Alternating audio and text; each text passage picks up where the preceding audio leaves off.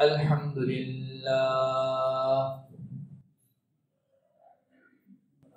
لله نحمده ونستعينه ونستغفره ونؤمن به ونتوكل عليه ونعوذ بالله من شرور أنفسنا ومن سيئات أعمالنا من يهده الله فلا مضل له ومن يضلله فلا هادي له ونشهد أن لا إله إلا الله وحده لا شريك له ونشهد أن سيدنا وسندنا ومولانا محمدا عبده ورسوله صلى الله تبارك وتعالى عليه وعلى آله وأصحابه وبارك وسلم تسليما كثيرا كثيرا. أما بعد فأعوذ بالله من الشيطان الرجيم. بسم الله الرحمن الرحيم. قد أفلح المؤمنون الذين هم في صلاتهم خاشعون والذين هم عن اللغو معرضون والذين هم للزكاة فاعلون والذين هم لفروجهم حافظون. آمنت بالله صدق الله مولانا العظيم وبلغنا رسوله النبي الكريم ونحن على ذلك لمن الشاهدين والشاكرين والحمد لله رب العالمين. تمام تعریفیں رب کائنات کے لیے جس نے اس کا خانہ عالم کو وجود بخشا. درود و سلام جناب نبی کریم صلی اللہ علیہ وسلم پر جنہوں نے اس دنیا میں آ کر حق کا بول بالا کیا. سامعین محترم، مومن کی کامیابی کے لیے جو چیزیں ضروری ہیں اس حوالے سے گفتگو چل رہی تھی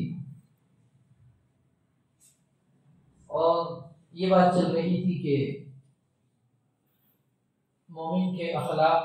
یہ بھی اچھے ہونے چاہیے، پاکیزہ ہونے چاہیے. والذین هم للزکاة فاعلون، یہاں زکوٰۃ کا ایک عام معنی ہم مراد دیتے ہیں کہ روپیہ پیسہ سال کے آخر میں جو دیتے ہیں اس کو ہم زکوٰۃ کہتے ہیں. وہاں مفسرین نے یہ بات لکھی ہے کہ زکوٰۃ سے مراد پاکیزہ اخلاق بھی ہیں، اچھے اخلاق بھی ہیں. اور جناب نبی کریم صلی اللہ علیہ وسلم کو جو کام اللہ رب العزت نے سونپے تھے ان میں یہ بھی تھا کہ لوگوں کے نفس کو پاک کریں گے. اب نفس کی پاکیزگی کیسے ہوگی؟ تو اس کے لیے جو طریقہ کار ہوتا ہے اس کو تصوف کہا جاتا ہے.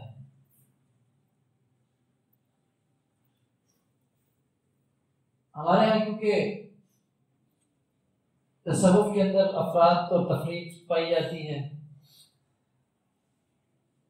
بعض لوگ کسی بھی درجے میں اس کے قائل نہیں اور اس کو خلاف شرع کام سمجھتے ہیں، اور بعض لوگ اس سے اتنے آگے نکل جاتے ہیں کہ اس کے اندر خلاف شرع باتیں داخل کر دیتے ہیں.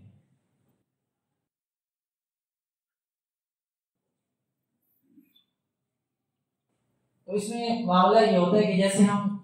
اپنے جسم کے ظاہری اعمال دیکھتے ہیں، نماز ہے، روزہ ہے، زکوٰۃ ہے، حج ہے، اس کے لیے جو علم ہے کہ نماز ہوگی نہیں ہوگی، زکوٰۃ کیسے ادا کرنی ہے، کس کو دینی ہے، کتنی دینی ہے، اور اسی طریقے سے حج کے جتنے ارکان ہیں وہ کیسے ادا ہوں گے، روزے کے باقی جتنے مسائل ہیں، یہ جو چیزیں ہم سیکھتے ہیں اس کو علم فقہ کہا جاتا ہے، فقہ کا علم۔ نماز ایسی ہوگی کب سجدہ سہو کرنا یا نہیں کرنا، دوبارہ لوٹانی ہے نہیں لوٹانی، اس کے دیگر احکامات جتنے بھی ہیں اس کو ہم فقہ کا علم کہتے ہیں، اور یہ انسان کے ظاہری اعمال سے اس کا سب کا تعلق ہے کہ نماز کی حیت کیسی ہونی چاہیے، روزے کی صورت کیا ہونی چاہیے، یہ ساری چیزیں۔ اور کچھ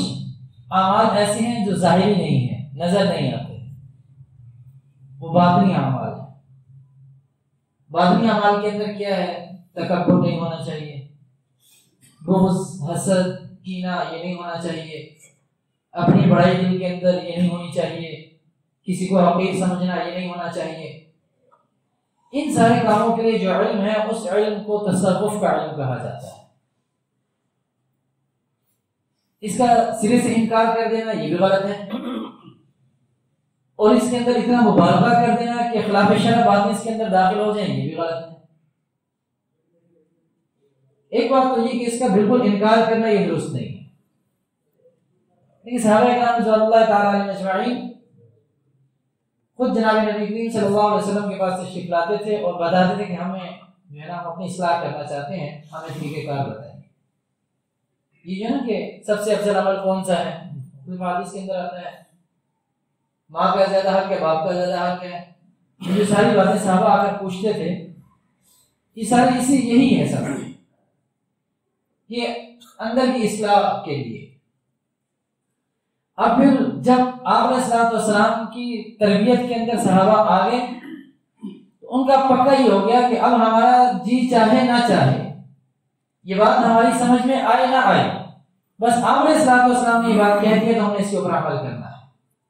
کیونکہ اب ان کی تربیت کے اندر آ گئے تھے۔ اب آج کے دور میں تو نبی موجود نہیں، اب اندر کی اصلاح کیسے ہوگی؟ تو اس کے لیے بھی یہ ضروری ہے کہ کسی صاحب شرع آدمی کے پاس انسان جائے جو شریعت کا صحیح علم جانتا ہو، جس نے خود کسی بڑے کی تربیت حاصل کی ہو، تو اس کے پاس جا کر اپنی تربیت کروائے۔ دیکھیے جب صحابہ اپنی تربیت کروانے جاتے، صحابہ کے پاس تو قرآن بھی تھا، صحابہ کے پاس آپ علیہ السلام کے فرمودات بھی تھے، جتنے ارشادات تھے وہ سارے موجود تھے ان کے پاس، جب پہنچ جاتے تھے ان تک، تو اس کے باوجود وہ اپنی تربیت کے لیے آپ علیہ السلام کے پاس جاتے تھے۔ اور دوسرا پہلے جو میں نے آیت کے حوالے سے گفتگو کی تھی تو وَيُعَلِّمُهُمُ الْكِتَابَ وَالْحِكْمَةَ وَيُزَكِّيهِمْ، کہ قرآن بھی سمجھایا جا رہا ہے، حدیث بھی بتائی جا رہی ہے، اس کے باوجود کہا جا رہا ہے وَيُزَكِّيهِمْ کہ ان کا تزکیہ بھی کریں، ان کے اندر کی صفائی بھی ہوگی۔ قرآن بھی آ گیا، قرآن بھی پڑھ لیا، حدیث بھی پڑھ لی، تو کیا قرآن اور حدیث اندر کی صفائی کے لیے کافی نہیں؟ جو اندر کی صفائی بھی کرتے ہیں، لیکن اضافی کام یہ ہے کہ وَيُزَكِّيهِمْ ان کا تزکیہ بھی کریں، ان کے اندر کی صفائی بھی کریں۔ تو اس میں اس کا صراحتاً انکار کر دینا کہ کوئی ایسی فیلڈ کوئی نہیں ہے، تربیت کا کوئی ایسا نظام نہیں ہے، یہ بالکل غلط ہے۔ اور دوسری طرف اس کے اندر اتنا مبالغہ کر دینا کہ بھئی پیر صاحب کچھ بھی کرتے ہیں بس وہ حرف آخر ہے ہمارے لیے۔ اب بہت سارے لوگ ایسے بھی ملتے ہیں کہ وہ کہتے ہیں کہ ہم جب تک بھنگ نہ پیلیں ہم بھنگ پی کے اللہ کا قرب حاصل کرتے ہیں۔ نعوذ باللہ، اللہ رب العزت معاف فرمائے۔ نشہ کر کے اللہ کا قرب کیسے حاصل ہو رہا ہے؟ پیر صاحب ہیں جی، کھاتے یہاں پہ پیتے یہاں پہ ہیں، قضاء حاجت سب کچھ یہاں پہ ہوتا ہے، نماز کا وقت ہوتا ہے جی نماز مدینے میں جا کے پڑھ رہے ہیں، یہ کیا طریقہ کار ہو گیا؟ کھاتے یہاں پہ پھر کھاؤ بھی مدینہ میں جا کے، یہاں مدینہ میں جا کے کو نہیں کھاتے۔ تو یہ ساری چیزیں خلاف شرع کام ہے، اگر کوئی کر رہا ہے تو بالکل غلط ہے۔ وہ بے شک یہ بھی کہتے ہیں کہ غیر کی باتیں بھی بجائے وسط بھی ہو جائے، وہ سب شیطانی عمل ہوگا۔ لیکن یہ بہت پہنچے ہوئے ہیں اور ان کو تو بڑا الہام بھی ہوتا ہے، فلاں بھی ہوتا ہے، فلاں بھی ہوتا ہے، زندگی دیکھیں تو خلاف شرع گزر رہی ہے۔ اگر ایک انسان خلاف شرع زندگی گزار کے بہت بڑی بڑی کرامات بھی اپنے ہاتھ کے اوپر ظاہر کر دے، وہ شیطانی عمل ہوگا، وہ خدائی عمل نہیں ہوگا، وہ سب شیطانیت ہے، وہ دھوکہ ہے سارے کا سارا۔ کیونکہ ایک انسان جو خلاف شرع کام کرے اس کے ساتھ اللہ کی مدد کیسے آ سکتی ہے؟ ایک انسان سنت کے مطابق کھاتا نہیں ہے، سنت کے مطابق سوتا نہیں ہے، اس کے معاملات سنت کے مطابق نہیں ہے، اس کا حلیہ سنت کے مطابق نہیں ہے، اب وہ بہت بڑے بڑے اب کام کرتا رہے، بے شک کلین شیو کی ہے، اور اس کے بعد وہ کہہ رہے جی وہ دم بھی کر رہے، وہ وظیفے بھی دے رہے اور لوگوں کو بہت زیادہ فائدہ بھی ہو رہا ہے، تو شیطانی کام ہے۔ جس کا لباس نبی کے لباس کے ساتھ ملتا نہیں ہے، جس کی شکل نبی کی شکل کے ساتھ ملتی نہیں ہے، جس کا اٹھنا بیٹھنا چلنا پھرنا، جس کے معاملات رہن سہن گھر پر شادی بیاہ اور فوتی اور یہ نبی کے حکم کے مطابق نہیں ہے، اس کے ہاتھ سے بڑی بڑی اگر کرامات ظاہر ہوں تو وہ اللہ کا ولی نہیں ہوگا، وہ پہنچی سرکار نہیں ہوگی پھر۔ تو اس لیے اس کا صراحتاً انکار کر دینا کہ یہ تربیت کا ایسا کوئی نظام بھی کوئی نہیں ہے، یہ بھی بالکل غلط ہے، اور یہ کہہ دینا کہ یہ بالکل جو پیر صاحب کریں وہ کرتے جائیں اور ہم بس ان کی بات ہمارے لیے حرف آخر ہے کیونکہ ہم نے اپنے آپ کو ان کی تربیت کے اندر دے دی ہے، یہ بھی غلط ہے۔ اس کی زندگی دیکھیں، کیا اس کی زندگی شریعت کے مطابق ہے؟ کیا اس کا اٹھنا بیٹھنا، اس کی شادی بیاہ، کیونکہ زیادہ تر معاملات لوگوں کے شادی بیاہ کے اوپر پتہ چل جاتے ہیں کون کتنا پانی میں ہے، یا فوتی کے معاملات میں پتہ چل جاتا ہے کون کتنا پانی میں ہے، اس کی معاملات دیکھیں جائیں کیا کر رہا ہے، لوگوں کے ساتھ اس کے معاملات کیسے ہیں۔ تو اس کا صراحتاً انکار کرنا یہ بھی غلط ہے، یا بالکل 100% اسی کو لینا یہ بھی غلط ہے۔ لیکن صحابہ نے بھی اپنے آپ کو جناب نبی کریم صلی اللہ علیہ وسلم کی تربیت کے اندر دیا تھا، اور پھر آپ نے صلی اللہ علیہ وسلم نے ان کی کیسی تربیت کی، ایک دو مثالیں آپ کو بتا دیتا ہوں۔ جناب عمر فاروق رضی اللہ تعالیٰ عنہ مسلمانوں کے دوسرے خلیفہ ثانی، اور حضرت عمر رضی اللہ تعالیٰ عنہ کی ایک بیٹی جناب نبی کریم صلی اللہ علیہ وسلم کے نکاح میں بھی ہیں، اپنے آپ کو تربیت میں دیا، اور پھر اتنے فضائل حدیث کے اندر ان کے ملتے ہیں کہ آپ علیہ السلام نے فرمایا کہ میرے بعد اگر کوئی نبی ہوتا تو جناب عمر رضی اللہ تعالیٰ عنہ کا فرمایا کہ وہ ہوتے، اور پھر جن کو خود حضور اکرم صلی اللہ علیہ وسلم نے جنت کی بشارت دی ہوئی تھی کہ آپ جنتی ہیں، اور پھر آپ علیہ السلام جب معراج پر گئے تو ان کا خود محل دیکھا اور آ کر بتایا کہ میں نے آپ کا محل دیکھا تھا اور میں اندر جانا چاہ رہا تھا، اتنا خوبصورت تھا، لیکن آپ کی غیرت میرے سامنے آ گئی، پھر میں نہیں گیا۔ اور حضرت عمر رضی اللہ عنہ کی آنکھوں سے آنسو جاری ہو گئے کہ اے اللہ کے نبی کیا آپ کے معاملے میں غیرت کروں گا؟ تو حضرت عمر رضی اللہ تعالیٰ عنہ جو اتنے جلیل القدر صحابی ہیں، حضرت حذیفہ رضی اللہ تعالیٰ عنہ سے پوچھنے کہ اے حذیفہ مجھے یہ بتاؤ کہ کیا میرا نام آپ علیہ السلام نے منافقوں کی فہرست میں تو نہیں لکھوایا تھا؟ ایسا خوف اور ڈر، معاملات کی ایسی فکر، وہ یہ پوچھے کہ میرا نام کی، کیونکہ حضرت حذیفہ رضی اللہ تعالیٰ عنہ آپ علیہ السلام نے ان کو پوری فہرست دی ہوئی تھی کہ فلاں فلاں فلاں فلاں فلاں شخص جو ہے یہ سب منافق ہیں، سب کا بتا دیں فلاں منافق ہے سارے، اور پھر اتنی بشارتیں سننے کے بعد، سب کچھ ہونے کے باوجود، اور وہ یہ پوچھ رہے ہیں کہ مجھے بتاؤ کہ آپ علیہ السلام نے میرا نام اس فہرست میں تو نہیں لکھوایا تھا؟ اور ہم دو چار نمازیں پڑھ لیتے ہیں، ہم کہتے ہیں یہ تو پہنچ گئی ہیں، بس ہو گیا کام، ہمارا بھی کام ہو گیا، ان کا بھی ہو گیا۔ تو اس لیے یہ جب تربیت میں انسان ہے تو اس کو ایک ایک لمحے کی فکر رہتی ہے، ایک ایک معاملے کی فکر رہتی ہے، اور یہ حضرت عمر رضی اللہ تعالیٰ عنہ ہے، مسجد نبی کے اندر تشریف لائے، دیکھا کہ مسجد نبی میں کسی کا پرنالا ہے، پانی کا جو پانی مسجد کے اندر گرتا ہے، تو پوچھا بھی یہ کس کا ہے؟ پرنالا کس کا مسجد نبی کے اندر ہے؟ مسجد ہے، یہ تو ذاتی استعمال میں نہیں آ سکتی، اس طرح پانی کا اس کے اندر گرنا یہ تو بہت غلط بات ہے، تصرف ذاتی تصرف تو اس میں ہو نہیں سکتا۔ تو احباب نے بتایا کہ یہ تو حضرت عباس رضی اللہ تعالیٰ کے گھر کا پرنالا ہے جو مسجد نبی کے اندر گیا ہے، تو آپ نے اس کو تلوار کیوں کہیں اتارو اس کو، یہ تو ٹھیک بات نہیں ہے۔ حضرت عباس رضی اللہ عنہ کو پتہ چلا آپ کے پاس ہے، فرمایا آپ نے یہ اتروا دیا؟ ہاں بالکل میں نے اتروایا، میں نے اسے اتروایا کہ یہ مسجد ہے، یہ آپ کے ذاتی استعمال میں نہیں آ سکتی، اور یہ تو وقف کی جگہ ہوتی ہے، سب کی جگہ ہے، تو اس میں آپ کیسے یہ پرنالا یہاں پہ لگا سکتے ہیں کہ پانی یہاں پہ بہ رہا ہے اس کا؟ اور انہوں نے حضرت عباس رضی اللہ عنہ نے فرمایا کہ اس کی اجازت مجھے جناب نبی کریم صلی اللہ علیہ وسلم نے دی۔ اب حضرت عمر رضی اللہ عنہ ایک دم سے جھٹکا لگا، سناٹا، یہ کیا ہو گیا؟ پھر پوچھا کہ باقی آپ صحیح کہہ رہے ہیں کہ آپ کو اجازت جناب نبی کریم صلی اللہ علیہ وسلم نے دی تھی اس کی؟ ہاں بالکل انہوں نے دی تھی۔ اب اسی وقت اٹھے اور فرمایا کہ میں جھکتا ہوں، آپ میرے کمر کے اوپر کھڑے ہو، اس پر نالے کو لگا۔ انہوں نے کہا نہیں، یہ کیا کہہ رہے ہیں آپ؟ بس بات ختم ہوگی، آپ نے اجازت دے دی ہو، میں دوبارہ لگا لیتا ہوں، ٹھیک کر لیتے ہیں تو بات ختم ہوگی، اور اتنا کرنے کی آپ کو کیا ضرورت ہے؟ حضرت عمر رضی اللہ عنہ نے فرمایا نہیں، ایسا نہیں چلے گا۔ آپ علیہ الصلوۃ والسلام نے جس بات کی اجازت آپ کو دی تھی، میں کو نوٹوں میں کہا مجھے اس وقت تک تسلی نہیں ہوگی جب تک میری پیٹھ کے اوپر چڑھ کر تم اس پر نالے کو ٹھیک نہیں کر دو۔ تو جو پیر ایسے ہوتے ہیں جو صحیح، جو پھر وہ ایسے ہوتے ہیں کہ ایک ایک ادا، ایک ایک حکم جناب نبی کریم صلی اللہ علیہ وسلم کا چھوڑنے نہ پائے، اس کے اوپر جان قربان کر دیتے ہیں، اپنا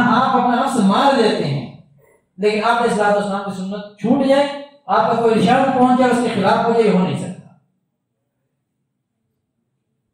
تو جتنے بھی صحابہ تھے وہ سب کے سب جب انہوں نے خود کو حضور اکرم صلی اللہ علیہ وسلم کی تربیت میں دیا تو یہ پھر ایسی تربیت ہوئی۔ تو یہ کہنا کہ یہ نظام ہی ایسا نہیں ہے، یہ بھی غلط ہے، لیکن اس نظام کے اندر تربیت کیا ہو رہی ہے، اس میں ڈھول بج رہے ہیں، اس میں ناچا جا رہا ہے، اس میں بھنگ کی جا رہی ہے، اور اس میں پھر گالیاں دی جا رہی ہیں، اور کہا جائے نہیں جی یہ تو بڑی بابرکت محفل ہے اور اس میں لوگ نہیں جاتے تو ان کا تو بس وہ تو جھنوی ہو گئے، یہ بالکل غلط ہے۔ یہ خلاف شرع کام کر کے کیسے کوئی اللہ کا قرب حاصل کر سکتا ہے؟ اللہ کی نافرمانی کر کے اللہ کا قرب کیسے حاصل ہو سکتا ہے؟ میرے بارے میں کہ بندہ دو باتیں کرے تو میں تو دوسری بس کو نہیں لگاؤں گا، یہ نہیں میرے بارے میں ایسی باتیں کرتے پاگل، اور میں اس کے ساتھ سلام بھی کہوں ہنس کے، نہیں ہو سکتا، مشکل ہے۔ اور اللہ کی مخالفت کر کے اور بنا کہ اللہ کی مخالفت کر کے اللہ کا قرب حاصل ہو جائے، یہ کیسے ممکن ہے؟ انہوں نے اپنی زندگیاں ختم کر دی تھی۔ حضرت ابو ہریرہ رضی اللہ تعالیٰ عنہ مشہور صحابی ہیں، اور بڑی تعداد کے اندر آپ علیہ الصلوۃ والسلام سے حدیث ان کے ذریعے امت تک پہنچی ہیں۔ ان کو بحرین کا گورنر بنا دیا گیا، اللہ والے لوگ بندے تھے، وہاں کا گورنر بنا دیا، بھائی آپ بحرین کے گورنر ہیں، آپ سارے کام سر انجام دے رہے ہیں، وہ سارے امور کے لیے ان کو مختص کر دیا گیا۔ اب وہ کیا کرتے کہ شام کے وقت میں لکڑیوں کا گٹھا اٹھا کر لکڑیاں بیچنے گلیوں میں گھوم کے، لوگوں نے کہا بھائی یہ آپ کیا کر رہے ہیں؟ آپ کے پاس ایک عہدہ ہے، اللہ نے ایک عزت دی ہے آپ کو، ایک مقام ہے آپ کا، اور یہ آپ لکڑیاں بیچنا شروع کر دیتے ہیں شام کے ٹائم، یہ طریقہ ٹھیک نہیں ہے۔ یہ طریقہ اس لیے میں کرتا ہوں کہ اب جب مجھے عہدہ ملا ہے، مجھے ایک مقام اور مرتبہ ملا ہے، تو میں اپنے آپ کو بتاتا ہوں کہ ابو ہریرہ تمہاری اصل حقیقت یہ ہے۔ یہ جب بڑائی دل کے اندر پیدا ہوتی ہے تو اس بڑائی کو ختم کرنے کے لیے میں پھر خود کو بتاتا ہوں کہ تمہاری اصل حقیقت وہ نہیں، اصل حقیقت یہ ہے، تم یہاں سے اٹھ کے گئے تھے، تمہیں اسلام نے عزت دی ہے، تم حضور اکرم صلی اللہ علیہ وسلم کے قدموں میں پہنچے تو تمہیں مرتبہ اور مقام ملا ہے، تم تو اس قابل بھی نہیں تھے۔ تو یہ اپنے اندر کی اصلاح، یہ جتنے اندر کے اعمال ہیں، یہ سارے کے سارے وہ اعمال ہیں جن کا تعلق تصوف کے ساتھ ہے، اور یہ اللہ کی محنت اور ان کی صحبت سے انسان کی تصحیح ہوتی ہے۔ جیسے میں آپ کو بتایا فقہ کے جتنے معاملات ہوتے ہیں وہ ظاہری اعضاء کے ساتھ ان کا تعلق ہے، میں نماز پڑھوں گا، روزہ رکھوں گا، حج کروں گا، زکات دوں گا، ان کے ساتھ ان کا تعلق ہے۔ اور یہ جو علم تصوف ہے یہ اندر کی اصلاح ہوتی ہے، تکبر ختم ہو، بغض ختم ہو، کینہ، حسد اور اپنی بڑائی اور دوسروں کی حقارت، یہ چیزیں ساری کی ساری ختم ہو جائیں، اندر کی جتنی برائیاں ہیں یہ ساری کی ساری ختم ہو جائیں، ان کے لیے تصوف کا علم ہوتا ہے۔ اور اس کا انکار کر دینا یہ بھی غلط، اور ان کو اتنا آگے نکال دینا کہ خلاف شرع کام اس کے اندر داخل ہو جائے، یہ بھی بالکل غلط ہے۔ اللہ رب العزت سے دعا ہے کہ اللہ رب العزت دین کی صحیح سمجھ نصیب فرمائے۔